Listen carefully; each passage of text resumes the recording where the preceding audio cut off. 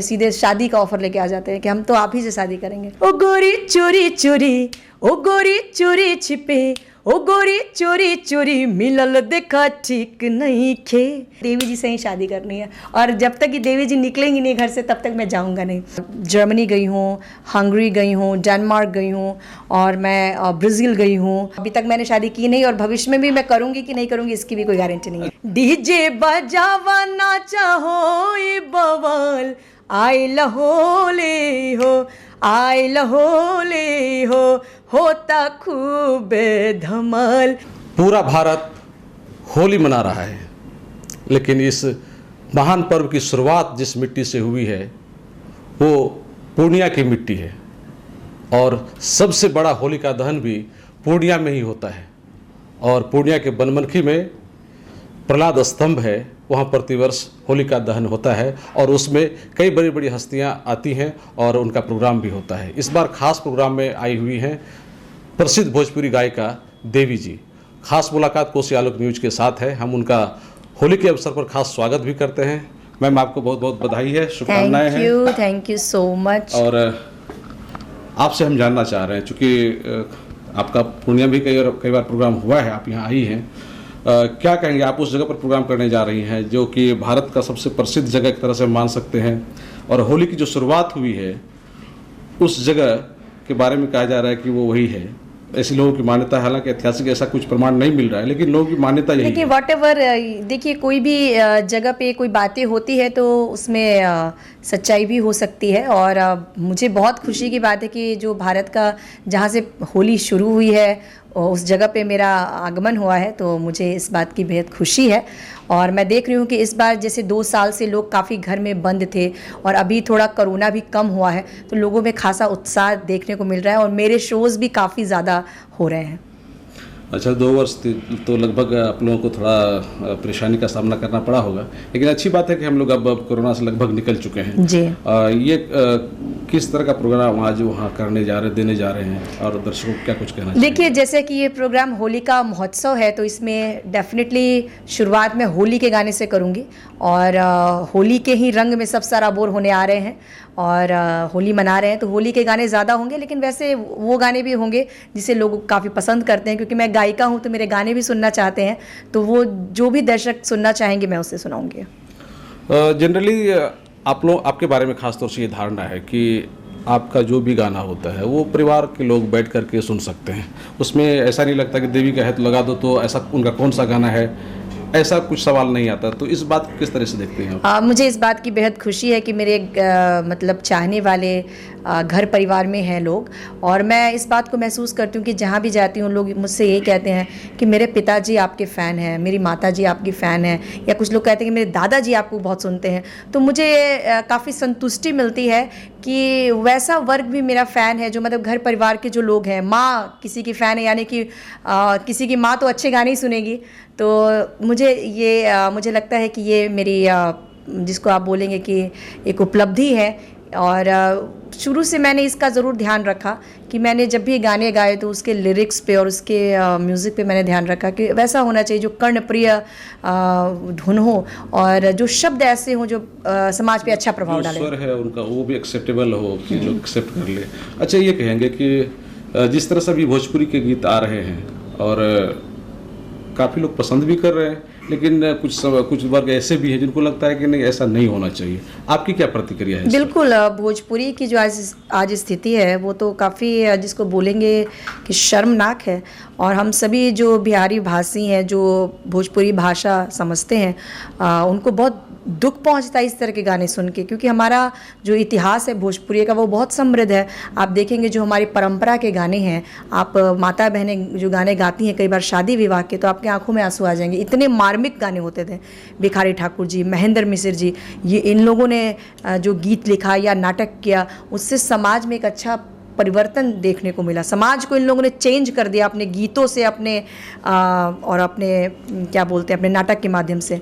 लेकिन आज का जो भोजपुरी गाना है उसका कोई लाइफ नहीं है, और आज उसको ज़रूर कुछ लोग सुन सकते हैं, लेकिन उसका कोई भविष्य नहीं है, क्योंकि वो समाज को एक गलत दिशा में लेके जा रहा है। एक दौर था जब भोजपुरी को भी हिंदी फिल्मों की तरह कंपेयर करके लोग देखते थे। ऑफ कोर्स आप देखेंगे, क्योंकि उस टाइम जो लोग हिंदी फिल्में बनाते थे वही लोग भोजपुरी फिल्में बनाते थे, इसलिए उसका एक स्टैंडर्ड था। लता मंगेशकर जी ने गाने गाए भोजपुरी में, आपके रफ़ी साहब ने भोजपुरी गाने गाए, आशा भोसले जी ने भी गाया होगा। लेकिन आज जो भोजपुरी के जिस तरह के गाने बनते हैं उसमें कोई भी अच्छा सिंगर नहीं गा सकता है। मुझे कितने भोजपुरी फिल्मों से ऑफ़र आते हैं कि आप गाने गाइए, मैंने कोई गाना नहीं गाया, ना मैंने कोई भोजपुरी फिल्म में काम किया, क्योंकि उसका कोई स्तर ही नहीं है। ऐसा है क्या कि सिर्फ भोजपुरी नाम सुन करके ही आप उसको रिजेक्ट कर देती हैं? ऐसा नहीं है, भोजपुरी नाम सुन के अगर रिजेक्ट कर देती तो मेरे इतने सारे गाने जो पॉपुलर हुए हैं, परवल बेचे जाए, भागलपुर, और गोरी चोरी चोरी मिलल देखा ठीक नहीं खे, बहे के पुरवा रामा, ये सब तो भोजपुरी गाने हैं। भोजपुरी गाने से परहेज नहीं है, भोजपुरी गाना के अंदर जो लिखते हैं आज के राइटर, उसमें जो निम्न स्तरीय अश्लीलता जो होती है उससे परहेज है। अच्छा, जो शब्द का इस्तेमाल होता है वो शब्द आप नहीं चाहते कि आपकी आवाज़ में आ रहा है? बिल्कुल नहीं, वो मेरी आत्मा ही गवाही नहीं देगी। उससे अच्छा है कि मैं घर में ऐसे ही बैठ जाऊं, लेकिन गाऊंगी तो वैसा ही गाऊंगी जो मेरी आत्मा को अच्छा लगे। तो क्या लगता है कि जिस तरह की आप गाती हैं तो उसका फैन अभी नहीं है? नहीं है, बिल्कुल। अगर उसके फ़ैन नहीं होते तो मेरे प्रोग्राम्स कैसे हो रहे होते। मैं होली में एक सप्ताह से इतनी बिज़ी हूँ, अभी होली के बाद भी मेरे फिर से पूर्णिया में मैं आ रही हूँ, उसमें फिल्म स्टार गोविंदा जी भी हैं और भी इंडस्ट्री के लोग आ रहे हैं, विनोद राठौर जी हैं, तो मेरे लगातार शोज़ चल रहे हैं। मेरे चाहने वाले अगर नहीं होते, और एक चीज़ और जान लीजिए कि स्थान हमेशा अच्छी चीज़ों का बनता है। भले ही लाउड स्पीकर पे आपको रफ़ी और मुकेश के गाने नहीं सुने जा रहे हैं, लेकिन क्या आपको लगता है कि रफ़ी और मुकेश को लोग नहीं सुनते हैं? ऐसा नहीं है, उनके सुनने वाले फ़ैन पूरे वर्ल्ड में हैं, और वो उनकी जो कृति है, उनका जो कला है वो अमर है, वो कभी ख़त्म नहीं हो सकता। अभी भी तो देखा जा रहा है कि ठीक है, आप किसी भी तरह के गाने सुन लें, अलग वाली बात है, लेकिन जब आप एग्ज़ाम में जाते हैं, कहीं आपका शो होता है और जज करने की बात होती है, कोई अपना बेहतर प्रस्तुति देने की बात होती है, तो रफ़ी साहब के गीत, चाहे तो लता मंगेशकर का गीत, उन्हीं लोगों का गीत गाया जाता है। बिल्कुल बिल्कुल ऐसा ही है, अच्छी चीज़ें ही कायम रहती हैं, और ये 10 दिन का खेल होता है। अगर कोई अश्लील गाने अगर चल भी रहे हैं तो वो बस 10 दिन चलते हैं, उसके बाद लोग उसको पलट के फिर सुनता भी नहीं है। अच्छा, इस बार होली के लिए आपने अपने फैन के लिए कुछ गाया है? जी हाँ, मेरा एक गीत आया है, धमाल, थोड़ा सुना दीजिए, हमारे दर्शक भी सुन। डीजे बजावा नाचा हो बवाल, डीजे बजावा नाचा हो बवाल, आइल होले हो, आइल होले हो, होता खूब धमाल, आइल होले हो, होता खूब धमाल, आइल होले हो। असो के होली गोरी तोहरे ही नाम हो, प्यार के इजहार हो कि सरेआम हो। असो के होली गोरी तोहरे ही नाम हो, प्यार के इजहार हो कि सरेआम हो। आके तू लग जा गाले रही ना मलाल, आके तू लग जा गाले रही ना मलाल, आइल होले हो, आइल होले हो, होता खूब धमाल, आइल होले हो। एक तो आपकी आवाज़ काफ़ी ज़बरदस्त है, ऊपर से जो बोल हैं गाने के वो काफ़ी बेहतर है, निश्चित रूप से धमाल मचाएगा। हम आपसे थोड़ा ये जानना चाह रहे हैं कि अभी के दौर में इस तरह के गीत लोगों के बीच में जब जाता है तो किस तरह का रिस्पांस लोगों किस तरह के गीत, मतलब जब आपने गाया? अच्छा है, मेरे रिस्पांस अच्छे ही आते हैं, और लोग काफ़ी इंतज़ार भी कर रहे हैं, कि क्योंकि बीच में कुछ गैप भी आ गया था मेरे गानों का। और मैं बस इतना ही चाहती हूँ कि मेरे गीत कम सुने जाएं या ज़्यादा सुने जाएं, लेकिन मैं करना वही चाहती हूँ जो अच्छा है। और अच्छी चीज़ें अगर कम भी चल रही हैं तो उससे निराश होने की बात नहीं, वो बाद में भी चीज़ें लोग समझते हैं। लेकिन अच्छी चीज़ें अस्थायी होती हैं। बिल्कुल अस्थायी होती हैं। अगर अस्थायी नहीं होता तो आज लोग लता मंगेशकर जी और रफ़ी साहब, मुकेश साहब को भूल गए होते। आज क्यों नहीं हम भूल पा रहे उन्हें, उनकी कृति को नहीं भूल पा रहा है। जो फिल्म बनी मुगले आज़म, आज भी लोग देखते हैं।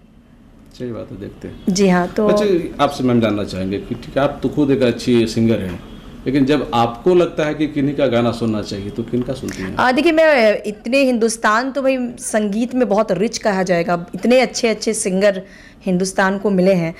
डेफिनेटली मैं मुकेश जी को मैं सुनती हूँ। केएल सहगल एक बहुत पुराने सिंगर हैं, उनको मैं सुनती हूँ। वो बहुत ही मतलब उनकी आवाज़ का कोई जोड़ नहीं है, उनके गाने सुनती हूँ।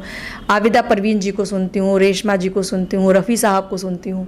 तो इन सारे सिंगर्स की मैं फ़ैन हूँ।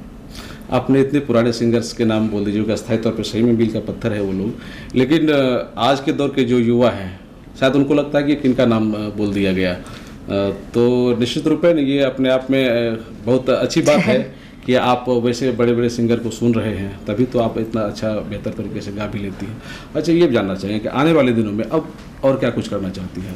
देखिए, मैं बस संगीत के माध्यम से ही लोगों के बीच जुड़े रहना चाहती हूँ, क्योंकि मेरे अंदर लोगों ने संगीत को पसंद किया है, तो मैं अच्छे गाने गाना चाहती हूँ। और भी कुछ प्रोजेक्ट अभी आने वाले हैं, वो आएंगे लोगों के सामने।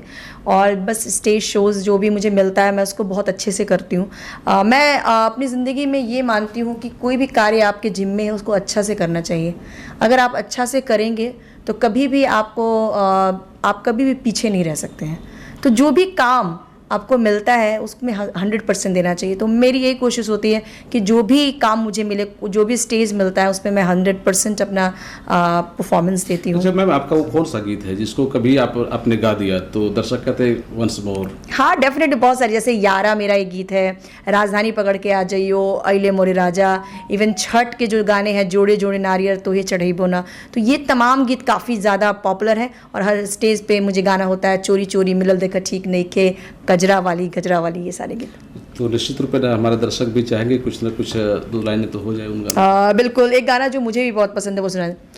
ओ गोरी चोरी चोरी, ओ गोरी चोरी छिपे, ओ गोरी चोरी चोरी मिलल देखा ठीक नहीं खे, हाँ ठीक नहीं खे, ओ बन जा जीवन भर के मीत, ओ बन जा जीवन भर के गीत, लुक छुप के मिलल ठीक नहीं खे हो, छुप छुप के मिलल ठीक नहीं खे, चोरी चोरी मिलला में बा सुना बहुत परेशानी, तोहरे चलते हमरो होए जनला पर बदनामी, ए गोरी जनला पर बदनामी, ओ बने ऐसन कहानी, ओ बने ऐसन कहानी देखा ठीक नहीं खे, हाँ ठीक नहीं खे, ओ बन जा जीवन भर के मीत, ओ बन जा जीवन भर के गीत, लुक छुप के मिलल ठीक नहीं खे हो, छुप छुप के मिलल ठीक नहीं खे। अच्छा मैम, कई बार ये भी देखा जाता है कि लोगों में एक्स्ट्राऑर्डिनरी टैलेंट भी होता है। जैसे आप अच्छा गाती तो हैं ही, क्या आप राइटिंग भी करती हैं, गाना लिखती ही भी खुद से? आपके गीत कौन लिखते हैं? देखिए, मैं राइटिंग नहीं करती हूँ और मुझे अच्छे राइटर्स मिले। मैंने महेंद्र मिश्र जी को गाया, भिखारी ठाकुर जी को गाया, और भी बहुत सारे नए लोगों को भी मैंने गाया है। जैसे कि चंद्रभूषण जी हैं, बहुत अच्छे राइटर हैं, जिन्होंने लिखा था यारा ओ यारा तेरी अदाओं ने मारा, पतली मुरी कमरिया, और अभी जो धमाल होली गीत आया है उन्होंने ही लिखा है। फिर मैंने संतोष पुरी जी के गाने गाए, जिन्होंने लिखा अइले मोरे राजा, राजधानी पकड़ के आ जाइयो, लहर लहर लहराई रे मेरी माँ की चुनरिया। तो उनके ये संतोष पुरी जी और चंद्रभूषण जी, और बाकी भिखारी ठाकुर जी, महेंद्र मिश्र और भी अन्य राइटर्स को भी मैंने गाया है। अच्छा मैम, इसके अलावा आप कुछ करती हैं क्या सिंगिंग, जो आपका तो जो मेन है? देखिए, इसके अलावा मेरा एक आश्रम चलता है, देवी म्यूज़िक आश्रम ऋषिकेश में। हम लोग उसको पूरा परिवार मिलकर रन करते हैं। और बाकी मैं ट्रैवल करती हूँ, बाकी मुझे घूमने फिरने का बहुत शौक़ है, दोस्ती का शौक़ है, ये सारी चीज़ें करती हूँ मैं। तो कहाँ कहाँ तक घूमी है मैम? मेरा मतलब इंडिया में तो ट्रैवल होता ही रहता है शोज़ के लिए, तो काफ़ी जगहों पे जाती रहती हूँ। बाकी मैंने यूरोप टूर किया है, और मैं गई हूँ, जर्मनी गई हूँ, हंगरी गई हूँ, डेनमार्क गई हूँ, और मैं ब्राज़ील गई हूँ। फिर मैं आपके बैंकॉक गई हूँ, मॉरिशस गई हूँ, रसिया गई हूँ। तो और भी कंट्रीज़ मैंने ट्रैवल किया। आधी दुनिया तो आपने घूमी नहीं, आधी नहीं, लेकिन हाँ थोड़ा तो देखा है। बड़े बड़े तमाम जो कंट्री है वो आपने घूम ही लिया है। मैम, कभी कभी लोग ये जानना चाहते हैं कि जिनके गाने हम सुनते हैं, जिनको हम लाइक करते हैं, उनका जो डेली लाइफ होता है वो किस तरह का होता है। लोग चाहते हैं कि हम उसको भी थोड़ा सा फॉलो करें, उसके बारे में जानें। तो क्या आप उसको बताना चाहिए? देखिए, पॉपुलैरिटी तो आपके एक गुण से हो जाता है, लेकिन बाकी सबकी ज़िंदगी जो है वो सामान्य होती है। हम भी सुबह उठते हैं, नाश्ता करते हैं, थोड़ा घूमते फिरते हैं, अपने मम्मी पापा के साथ रहते हैं, कभी कोई दुख होता है तो रोते हैं, और कभी जब खुशियाँ मिलती है तो हंसते हैं। तो सबकी लाइफ मिला जुला के एक जैसी ही होती है। बस थोड़ा सा मतलब जो डिफरेंस यही होता है कि जब लोग आपको जान जाते हैं तो लोगों का नज़रिया आपके प्रति बदल जाता है। लोग आपको एक स्टार की तरह, एक सेलिब्रिटी की तरह फील करते हैं कि होगा, लेकिन असल ज़िंदगी में जो ज़िंदगी होती है वो सामान्य है। हर जैसे इंसान जीता है वैसे ही हर कोई जीता है। बिल्कुल वैसे ही आपकी भी लाइफ है, लेकिन लोगों के इमेज बन जाता है। इमेजिनेशन कुछ अलग सा होता है, और कुछ डिफरेंसेस भी होते हैं। कलाकार जब होते हैं तो लोग आपसे रिस्पॉन्स अलग तरह का होता है, लोग आपको चाहते हैं, लोग आप कहीं जाते हैं तो लोग आपके लिए भीड़ लगा देते हैं। तो ये तो लोगों की भावना है, वैसे जिंदगी तो सामान्य ही होती है। भीड़ से आपको टेंशन हुआ कि बहुत ज़्यादा भीड़ कर दिया? नहीं, भीड़ से कोई टेंशन नहीं होती है। मुझे टेंशन इस बात की होती है कि वो आपस में उन लोगों को कुछ ना हो जाए, क्योंकि कई बार इतना ज़्यादा क्राउड हो जाता है कि लोग आपस में ही भिड़ जाते हैं। तो आपस में तो आपके लिए नहीं भिड़ते हैं। हाँ, तो मुझे तकलीफ होती है कि उनको कुछ ना खतरा हो जाए, तो इसलिए मैं थोड़ा सा कभी कभी अलर्ट रहती हूँ। बाकी लोग, कलाकारों की तो यही कमाई होती है कि लोग उन्हें घेरते हैं, उनके पास आते हैं, उनसे सेल्फी लेते हैं। अगर ये ना हो तो शायद मुझे ज़्यादा तकलीफ होगा। ऐसा कोई फैन है अभी तक के प्रोग्राम में जो आपको याद रहे कि वो फैन ने कुछ अजीब बहुत कर सारे, दिया था? हाँ, बहुत सारे ऐसे फ़ैन हैं। कई बार ऐसे फ़ैन होते हैं जो आपके पास आ जाते हैं, सीधे शादी का ऑफर लेके आ जाते हैं कि हम तो आप ही से शादी करेंगे। अच्छा, ऐसा है? हाँ, ऐसे भी आ जाते हैं एकदम डायरेक्ट। तो फिर आप क्या कहते हैं उसको? फिर हम बोलते हैं कि ये कैसे संभव है, मतलब मैं आपको जानती भी नहीं हूँ, और लेकिन उनकी दीवानगी होती है। एक बार क्या हुआ कि हमारे घर पे मैं छपरा की रहने वाली हूँ, तो वहाँ पे एक व्यक्ति को पता नहीं कैसे एड्रेस मिला, वो घर पे आया, मैं नहीं थी, संयोग से अच्छा था वो एकदम गेट के सामने बैठ गया कि मुझे तो देवी जी से ही शादी करनी है, और जब तक ये देवी जी निकलेंगी नहीं घर से तब तक मैं जाऊँगा नहीं। और वो पूरी रात वहाँ बैठे हुए थे, और उन्होंने पूरा जो श्रृंगार होता है लड़कियों का, वो सारा कुछ लेके आए हुए थे। मेरी मम्मी ने कहा कि सॉरी, देवी है ही नहीं यहाँ पे, तो आप प्लीज़, तो वो पूरी रात में गेट के बाहर ही सोए। तो देवी जी का आशीर्वाद मिला उनको कि नहीं मिला? नहीं, मैं आशीर्वाद तो मिला ही, बट वो आशीर्वाद नहीं मिला कि वो मेरे पति बन जाए। तो आखिर मैम आप किस तरह का लड़का चाहती हो? देखिए, लड़का, देखिए हर किसी में कुछ कुछ गुण होते हैं, और जिनके अंदर जो गुण होता है मैं उसको अप्रिशिएट करती हूँ। और कोई ऐसा नहीं है कि मुझे ऐसा चाहिए वैसा चाहिए। हर इंसान जो है उसके अंदर कुछ खासियत होती है, और जो खासियत होती है उसको मैं डेफिनेटली लाइक करती हूँ। पता नहीं आपको किस तरह की खासियत पसंद है, तो लोग कैसे समझे कि किस तरह की खासियत पसंद है? देखिए, देखिए एक सामान्य सी बात है कि कोई भी जो लड़की होती है उसको एटलीस्ट ये तो ज़रूर वो चाहती है कि उसका कोई बॉयफ्रेंड हो या पति हो तो वो थोड़ा सुलझा हुआ व्यक्तित्व का होना चाहिए, मतलब माइंड सही होना चाहिए और दिल भी अच्छा होना चाहिए, थोड़ी उदारता होनी चाहिए, और देखने में भी थोड़ा ठीक ठाक होना चाहिए। तो हमको तो लगता है उनका दिल बहुत अच्छा होगा जो घर पे धरना दे दिया था आपका। दिल तो बहुत ही अच्छा था, लेकिन नहीं, शादी इज़ अ डिफरेंट थिंग। शादी के लिए आपको मेंटली भी किसी व्यक्ति से जुड़ना पड़ता है, और डेफिनेटली मैं तो शादी में ज़्यादा बिलीव भी नहीं करती हूँ। तो अभी तक मैंने शादी की नहीं, और भविष्य में भी मैं करूँगी कि नहीं करूँगी इसकी भी कोई गारंटी नहीं है। अच्छा, ये भी क्या लता मंगेशकर की तरह आप ऐसा कुछ सोच के रखी है? मतलब हाँ, में बी, आई डोंट नो, मुझे कुछ पता नहीं है भविष्य का। ऐसे तो बहुत लोग निराश हो जाएंगे। तो क्यों निराश क्यों होंगे, मैं उनके साथ हूँ। और जिनकी मर्जी ये है कि हम आपसे शादी करें तो वो तो निराश हो जाएगा ना, आप कहेंगे कि करना ही नहीं है हमके साथ। किसी एक से कर लेंगे तो फिर तो बाकी लोग तो संतुष्ट हो जाएंगे, चलो एक से हो गया। हाँ, देखिए, हाँ, लेकिन मैं उसको बहुत ज़्यादा, मतलब मेरे रिलेशनशिप लोगों के साथ बहुत अच्छे हैं, और मुझे लगता है कि मैम ये बताइए कि ठीक है, आज अगर आपकी शादी होती है तो वो आप तय करेंगे या फिर आपके गार्जियन लोग तय करेंगे? मैं ही तय करूँगी, शादी तो मैं तय करूँगी अपना, अदर चीज़ें मेरे पेरेंट्स कर सकते हैं। चलिए मैम, आपने टाइम दिया, बहुत बहुत धन्यवाद आपको। ये देवी जी हैं, और इनको आप अच्छी तरह से जानते हैं। इनकी जो गायकी है वो काफ़ी फेमस है, इनके गाने आप सुनते हैं तो काफ़ी पसंद आता है। और ख़ास बात ये है कि आज इनका पूर्णिया में प्रोग्राम है बनमनखी में, तो निश्चित रूप में जो भी हमारे दर्शक हैं उनसे गुजारिश है कि वो वहाँ जा सकते हैं, इनके गाने सुन सकते हैं और प्रोग्राम में शामिल हो सकते हैं। कोशियालों के लिए सुमित के साथ मैं संजय कुमार।